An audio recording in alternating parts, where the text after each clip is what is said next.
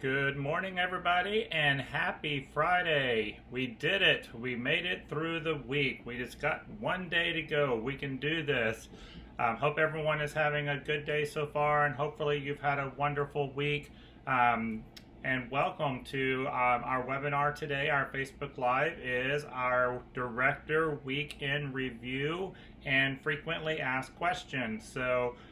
First off, I apologize that we missed our Tim at 10 on Wednesday.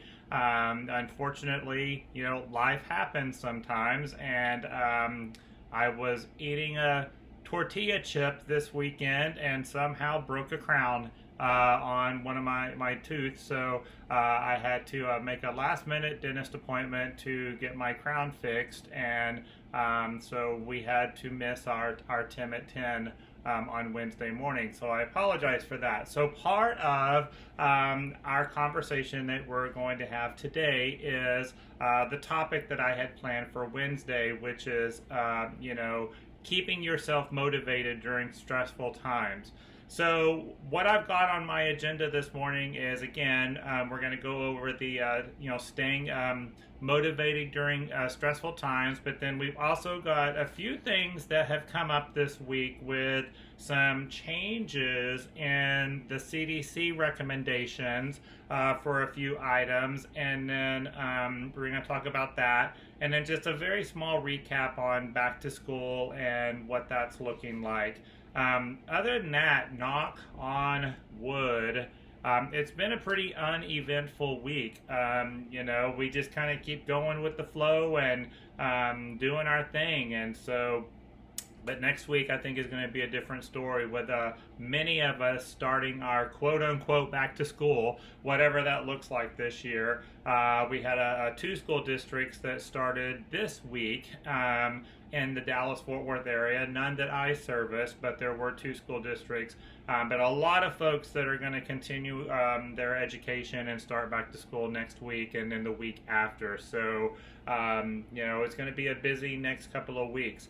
So I've really tried to take some time this week just to breathe and reflect and, really mentally prepare, ourselves for moving forward and what this school year is going to look like. So let's go ahead and start talking about, keeping yourself motivated during stressful times.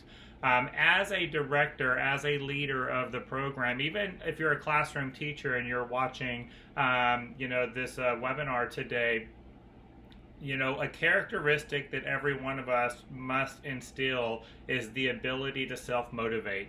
As a leader, your job is to keep your team motivated, but there's not very many, people out there that motivate you. And so you've got to be a self-motivator, and being able to, realize when you're in a rut, that it's time that you reconnect with your passion, that you need to slow down and prioritize. That's a big skill for directors and leaders, all right? And you've got to have the ability to do that. So, stress is that slap in the face feeling you get when there are too many demands, there are too many people to please, there is too little time to get it all done. And we've all definitely felt this slap in the face, over the last 6 months, that there's so many expectations and there's so many regulatory agencies that we have to satisfy, in addition to our customers, our parents, and our staff, So, it's been stressful for a lot of us, and we can't deny that, all right? It is a reality right there. But that slap in the face feeling of stress, it's not a pleasant or productive state to be in, all right? So, sure, a little bit of stress, it can be motivating and even energizing. But even working best under pressure has its limits, all right? Eventually, it becomes physically and mentally and emotionally draining. The amount of stress you can tolerate is how much stress you allow in. So, you've really got to work on not allowing a lot of stress into your life, all right? When you do get to that point where you've got that stress, that big slap in the face feeling, You don't want to do anything. You're tense, you're on the edge, but most importantly, you're mentally blocked. And we talk a lot about minimum standards around here in the Tim the Trainer world. And one of the most important minimum standards that we have to remember is that you have to use competency, good judgment, and self-control whenever you're in the presence of the children and performing your duties in your center. And that includes the director. Probably one of the most important things on your job description is composure and self-control and making good decisions, having that good judgment. You can't do that when you're stressed. All right. So let's talk about a few things that you can do to keep yourself motivated during these really stressful times right there. Number one, remember that you're good enough. All right. You were put into this position for a reason. Whether you're the school director, you're the owner, you're the assistant director, you're a director of education, you're a lead teacher, you're an assistant teacher, you're the cook, you're the bus driver. All right, but you were placed into that position for a reason, and you have a purpose. All right, you have a role in your program, and your program can't be successful unless everyone plays their part. All right, you can do this. All right, and you have the ability to do this. When you get stuck in that I'm not good enough mode, all right, it can make you feel like you're always doing something wrong. When you're in that I'm always doing something wrong, feeling, that creates stress. You put stress on yourself, and it becomes this vicious cycle, all right? You start to see all of your flaws, okay? And all of those flaws start to become outward, and everyone else starts to see them too. But it starts with you, all right? Other people are not going to see your flaws until you see your flaws first. All right. Now, when you're projecting them outward, that's going to create a lot of stress. All right. It's okay to reflect on them and notice them, but that's when we're going to talk about some self-worth and taking care of yourself here in just a little bit too. When we feel stress, and y'all comment on this if you want to. When we feel stressed, you start to feel weak and defeated. All right. You lose motivation, you lose that energy, you lose that creativity, and you start convincing yourself that you just can't do it, that I just can't cut it, all right? That's stress. And, I say this in so many of my leadership workshops that, the enemy to leadership is stress and busyness. So that's why it's so important to keep ourselves motivated during these stressful times. We're all going to deal with stress. You just have to know that you're good enough, all right? Write down, that you are good enough to do this job, all right? And that when things get tough, what can I do different to keep myself self-motivated? What motivates you? I talk about in a lot of my management trainings to write down your triggers, all right? Things that your parents say or do, things that your employees say or do, classroom teachers, things that your children say or do, things that your coworkers say or do. Write down your triggers, and you're going to keep them to yourself. You're not going to post this on the wall anywhere, but it's important to write down your triggers and know your triggers, all right? You're more aware of being triggered whenever you're able to write them down. Well, when it comes to self-motivation, it's no different, all right? That, I just realized I was not paying attention to the little chat screen right there. All right, motivation is no different, all right? Write down what motivates you, all right? Just simply, looking at pictures of family and friends, looking at good times that you've had, vacations that you've taken, the success that you've had in your school, whatever it may be, but write it down, all right? You have nothing to lose by doing this but stress. All right, you can lose that stress, but what's it going to hurt? All right, to try this little tip right here. Y'all know I talk about in a lot of my trainings, especially when it comes to self-regulation and composure, that I always use the comparison of being on an airplane, and before you take off, you're in that safety briefing, and they always say, in the event of a loss of cabin pressure, an oxygen mask will fall in front of you, and then they always say, you put your mask on first, and then you assist the person next to you, the child next to you, or the adult next to you. But you always put your mask on first, okay? That's very important for you to remember during these stressful times, is that you cannot take care of other people unless you take care of yourself first, all right? It is nearly impossible to think and to stay motivated when you're not fueling, when you're not resting, when you're not recharging your own body and your own mind, all right? When your gut reaction to stress is to hunker down and push harder to get through it, this usually means that you're doing less of the things to improve your own mood and your own outlook, all right? It may take a little while, but eventually you're going to get burned out. All right, whenever you do this, when you hunker down and you start pushing harder to get through it, all right, you need to start thinking, the first thing you need to think about in this stressful situation is yourself. All right, I got to put my mask on first. Break the cycle by handling stress strategically. All right, ask yourself one thing that you could change about your self-care to help you through this stressful time.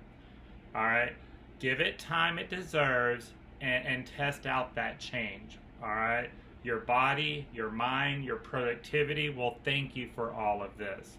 All right, but don't forget about that self-care right there. Many of us are caregivers. That's why we're in the role that we're in, is that we're caregivers. So we tend to want to take care of other people and not take care of ourselves, especially in stressful times. All right, so take care of yourself, put your mask on first.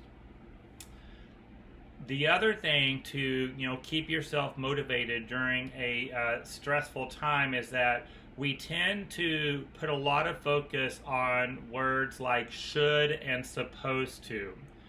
And what we've got to realize is that the word should and supposed to generate stress, all right, when we use those type of words.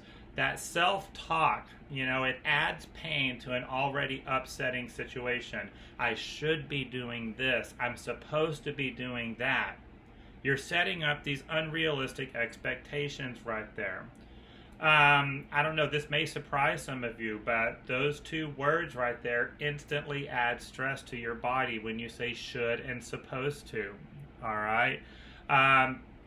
So what we've got to do to relieve your stress and to keep your motivation up is we've got to move from a should to I get to. All right? Move from a should to a solution. All right, so take those two words, should and supposed to, and we're going to turn those into solutions and get tos. I get to go to work each day. I get to go to work where I make a difference each day. All right, it's not I have to or I should go to work. I get to go to work. What was it that I read just this morning while I was having my morning coffee? I think the unemployment rate is at 10.2% right now. I think I read that this morning. Think about that. Based on that number, you line 10 people up on the street, at least one of those 10 people don't have a job right now. All right, that's crazy whenever you look at it from that perspective. We have a job, so that's a blessing right there. And we have a job, like I said, where we get to make a difference in so many people's lives. So remove that should and supposed to from your vocabulary, and we're going to replace it with I get to, all right, or replace it with a solution. Another big tip to keep yourself motivated during stressful times, and this is a tough one, okay, especially for me, all right, let go of comparison and competition, all right.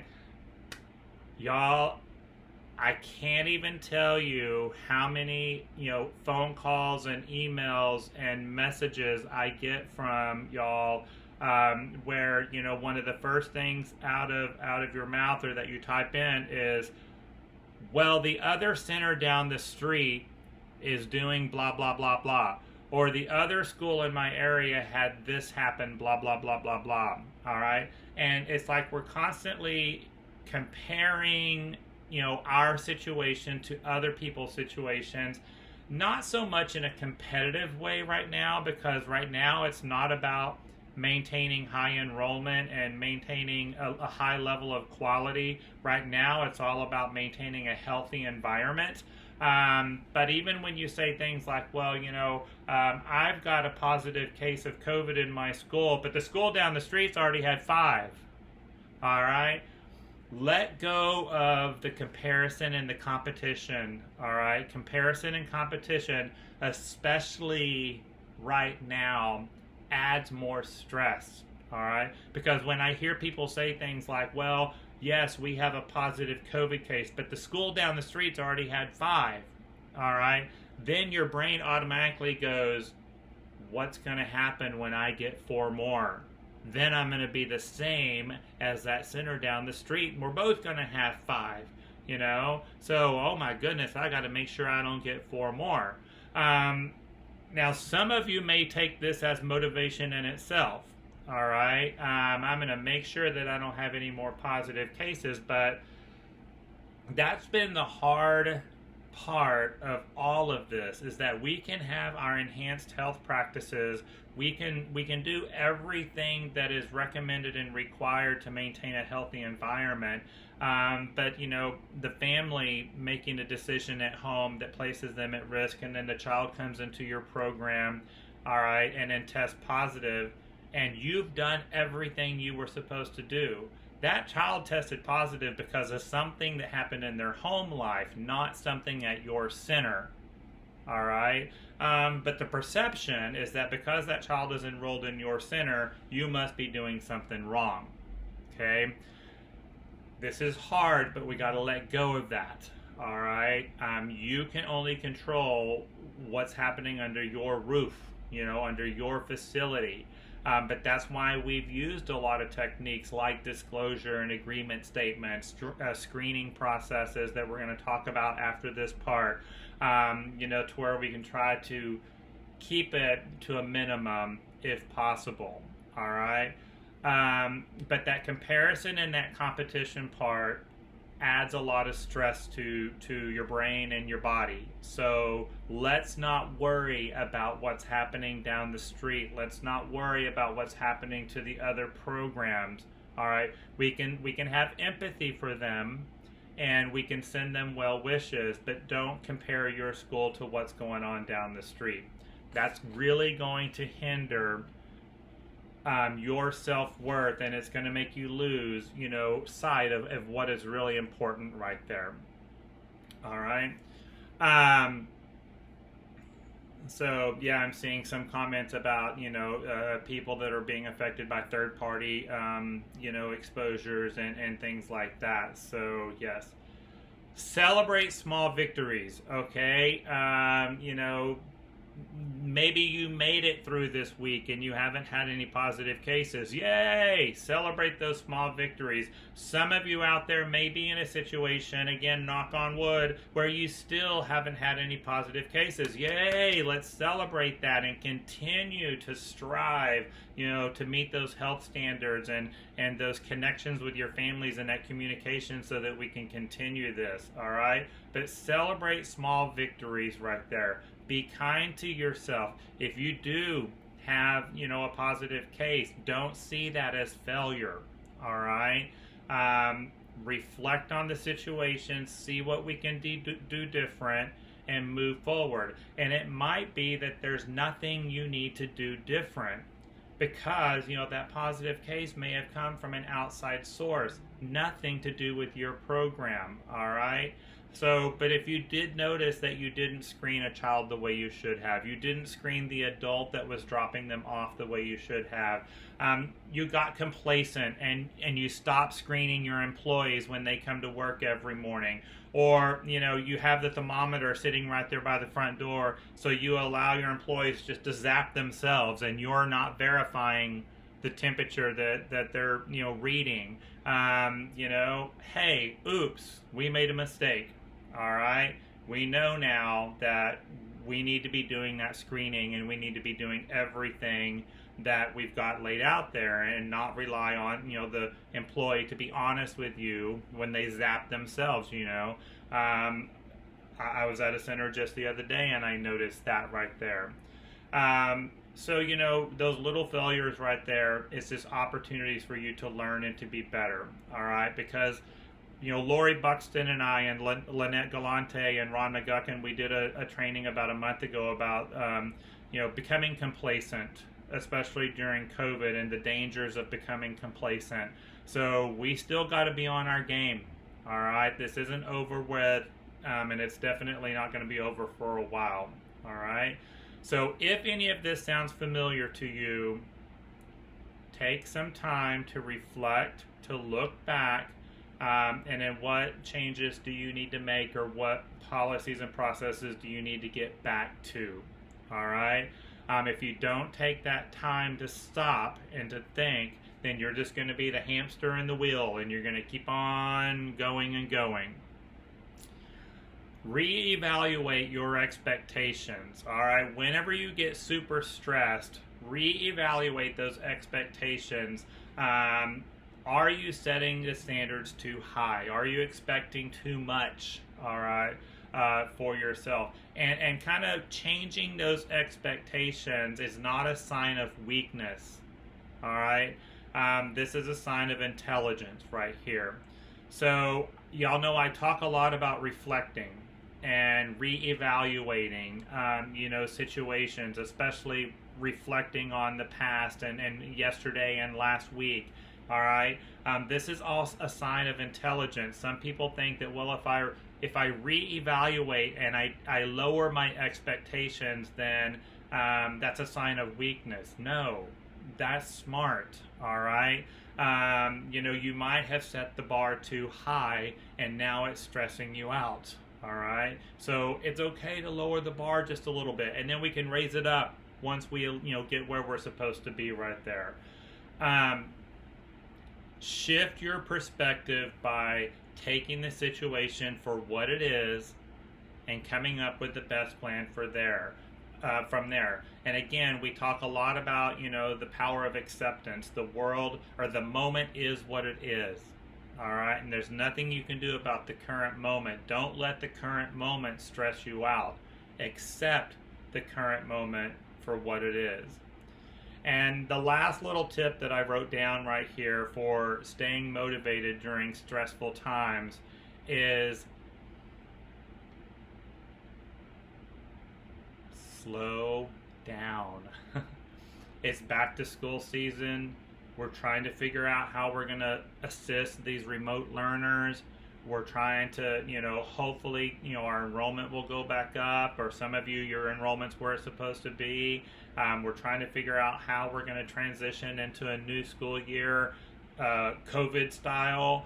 There's a lot going on right now. Holy guacamole, there's a lot going on right now. Take a deep breath and slow down. You've got this. You can handle this. Stress happens when you get ahead of yourself. Stress happens when you take on too much at one time. All right?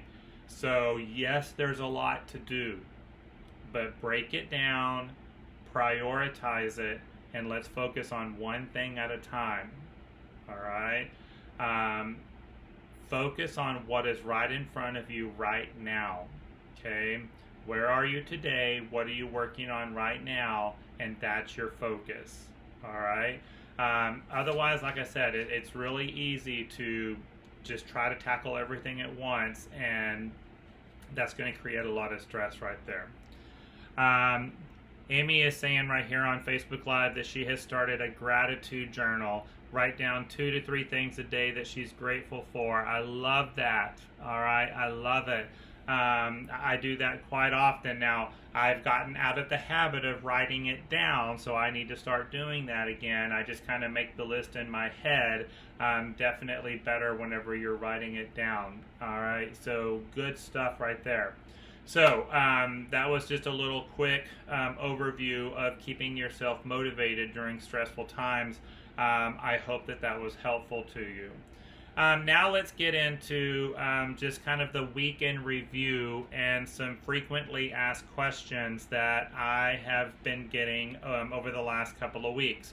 Now the first thing I wanted to address is that I've gotten several phone calls and emails from people that have had a positive case in their facility. They call licensing, and licensing basically says call the health department. You call the health department and you leave multiple voicemails, multiple messages, and no one's getting back to you. I know that that's creating a lot of anxiety. I know that that's creating a lot of frustration for you. Keep in mind that you are not the only person trying to contact the health department today. They are receiving lots of phone calls, not just from licensed child care facilities, but they are receiving lots of phone calls from hundreds and hundreds of different businesses and agencies seeking their guidance. So your local health department is extremely overwhelmed right now. All right? They're not just sitting there waiting for you to call them. So be patient, breathe, and they will get back to you, when it's your time. In the meantime, if you have a positive case, what I recommend that you do is you go back to the CDC guidelines for reopening child care programs, and many of us have become very familiar with this website by now. And there is a list of things to do when you have a positive case. All right, I would start with that list. Now, the biggest thing to remember is that you don't want to start a deep cleaning until 24 hours after the exposure, because if you have a child or an employee in your program that tests positive and they have recently been in your program, you don't want to start a deep clean until it's been 24 hours since they've been out. All right? Because it takes the 24 hours for the droplets to fall to the surface. And if you immediately go in there and start doing a deep clean, all right, you're going to have to do it again because there's still stuff falling from the air. All right, so open those windows if possible. Get that fresh air into the program. Definitely, you're going to close that classroom, block off that classroom, let it start airing out. Allow 24 hours to pass, then you can do your deep cleaning. All right. Again, if you're waiting for the health department to give you a call back, definitely as soon as they do call, you're going to follow their guidance. All right. But in the meantime, whether or not you close a classroom or you close your school is, you've got to look at whoever it is that tested positive, how many people did they come into contact with? All right, was it just that one classroom? Did you mix children? Did you have multiple teachers in that room and that teacher went from one room to another? These are all things that you're going to have to look at when making that determination. That's why, again, I just got a phone call yesterday. Avoid mixing and combining children as much as possible, all right, for this very reason right here. All right. It was a little bit of a shock to me. Two things. Yesterday, the United States States Department, they pulled their travel recommendations for international travel. So they lifted all of the travel recommendations when traveling internationally. I don't know how many of y'all have seen that.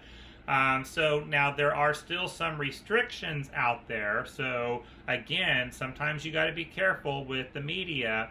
It's not what they're telling you, it's what they're not telling you that you need to be aware of. And so even though they lifted some of the travel recommendations, there are still some travel restrictions based on the destination that you're going to, and where you're coming back from. Now, Texas, again, at this moment, Texas does not have any travel restrictions. But if you have a family or an employee that is traveling either within the United States or internationally, you need to look at what are the travel restrictions at their destination. All right. It might be that they're going to have to quarantine or isolate once they get to wherever they're going.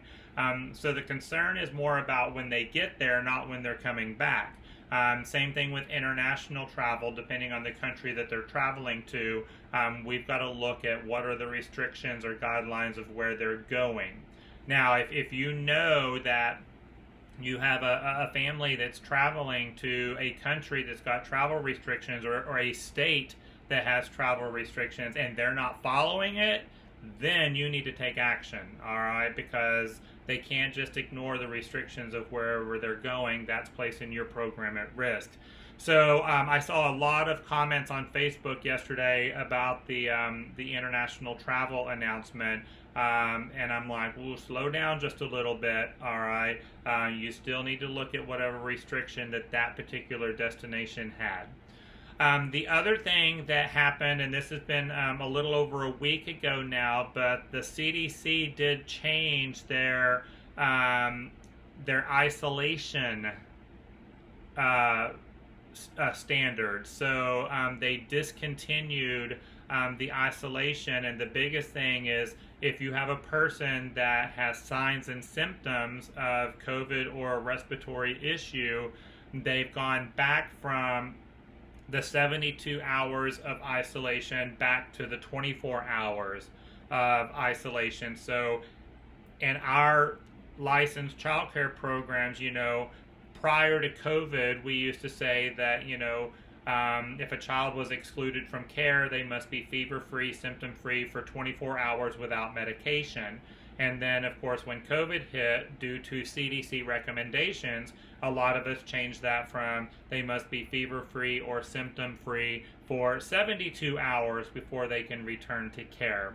All right. On July 20th, the CDC has gone back to the 24 hours. All right.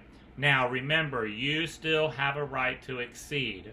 So if you want to keep your 72-hour policy in there, that's what I recommend. I'm not changing mine. All right. We're keeping it with the 72 hours for now. But that one was a little bit of a shock to me as well. And even the 10 to 14 day quarantine that's been recommended for the last 6 months for people with that have come into contact, they've now kind of changed that to looking at each individual person and their symptoms. All right. So it's really interesting to me that this announcement came from the CDC, but it got very little press. All right.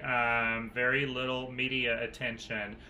You probably didn't even know about it unless you were on the CDC's website and you started looking at what updates were made, within the last week or so. So I wanted to make you aware of that. The other thing, and this is a thing that anytime I see an update to CDC, I immediately go to the part on childcare. So when you look at the CDC's website for a childcare center remaining open, you want to make sure has any of that language changed. All right. Now, there was a change on July 23rd to the CDC guidelines for childcare centers to remain open, and that was in regards to screening. But basically, they updated it to say that don't jump ahead of me, okay? Let me finish my comment before all of y'all start flying off on the chat screen, okay? The CDC said that you no longer have to wear the personal protection equipment such as face coverings and gloves as long as you can maintain a 6-foot distance from the family that you're receiving, the child that you're receiving. Now, remember, we have a state mandate on face coverings. So that state mandate is not going to be overruled by the CDC update. You still need to be following the state mandate that's in place with face coverings. But they did kind of go back and say that as long as you can maintain that 6 foot distance, then you don't have to be as strict on the personal protection equipment. That's kind of what our mandate in Texas says also, but they added that right there. Now, I did see something yesterday that Governor Abbott had made a comment that our mandate with face coverings is not going away anytime soon. And in fact, what I believe I heard him say is that we were probably going to keep the mandate for face coverings until the end of the year. All right. So, most of us, we're just getting used to this now. It's just our way of life, and I don't know, I'm kind of used to it. So I don't think that's going away anytime soon. The last thing that I had on my list of things to discuss with y'all is, again, another CDC change, and that they have changed their opinion on face shields. And now they are basically saying that the face shields are not an acceptable form of face coverings, that if you are wearing face shields, you still need to have a mask on too. That the face shield could be worn in addition to the mask or the bandana or the gaiter or whatever it is that you're wearing. Now, that's against CDC. If your local health department is telling you that a face shield is an acceptable form of a face covering, then you're going to go by your local area. And I've seen that quite a bit, especially here in Texas, that a lot of the local health departments are saying that face shields are acceptable. But the CDC is saying something different now. All right, so I don't know how many of you are using face shields, but you might want to rethink that or contact your local health department for a little bit of guidance. Okay, now this is probably not going to be something that your local licensing rep can give you guidance on. That's why you want to go to your health department. But I would probably stick to masks or bandanas or gaiters or some of those type of things. I was again a little shocked with the face shield situation that came up. All right, so y'all have been quiet today. Yes. Oh, well, and Michelle has a good point right here, too. She was told that if a staff member has a medical reason why they can't wear a mask, a face shield is better than nothing. Yes, I will agree. And that is in the state mandate, as well as the CD recommendations, that if you have an individual that cannot wear a mask due to medical reasons, then they're exempt. All right? So you have a person that's asthmatic. All right, you have a person that has some other type of respiratory or breathing difficulties. A mask could be very suffocating for them. All right, I saw a situation earlier this week where a person that had been wearing a mask since March and has not had any issues, and then all of a sudden started getting very, very sick from wearing her mask. Well, at first she just started getting really, really sick and couldn't figure out why. Then we figured out it was coming from the mask. Well, through conversations, well, I decided to wash my mask. They do get nasty. You're breathing. They get nasty. And so she decided to throw her mask in the washing machine. Probably a good idea. But there was too much laundry detergent, and now she's breathing in this laundry detergent that was in that mask. And it was making her pretty sick and dizzy and lightheaded, and kind of makes sense, right? So, if you're washing your mask, you want to make sure that you do it in a way that you're not going to get all that laundry detergent that you're going to be breathing in and make you sicker. So, it's like one of those things, well, I didn't think about that. So, fabric softener, that's something about fabric softener will make me kind of lightheaded and dizzy if I start breathing it in. So probably don't want to use that when washing your mask. All right. So yeah, and again, the mask mandate is still in effect. So all of your teachers should be wearing masks. Any child over the age of 10 should be wearing a mask. So whatever your ISD is doing, you definitely want to do too. But like I said, that mask mandate hasn't gone away anywhere. All right, so I hope y'all have a wonderful weekend. It's supposed to be a hot one here in North Texas, so stay cool. Spend time with your family and friends. Reflect on the past week and learn how we can be better next week. Those of you that are starting school next week, or your school-age children are starting up, do the best you can. It's a new world. I just did a webinar for early learning leaders on Tuesday, Small Talk with Ron and Lori. And, we talked about, some of this stuff is kind of exciting that, for those of us that have been working in early education for so long, doing things a little bit different this year, it's kind of exciting that we're doing different and new stuff. So we're going to turn all of this into motivation, instead of obstacles and challenges. So, but have a good week next week, and I will see all of you very, very soon. Thanks a lot. Y'all have a great weekend.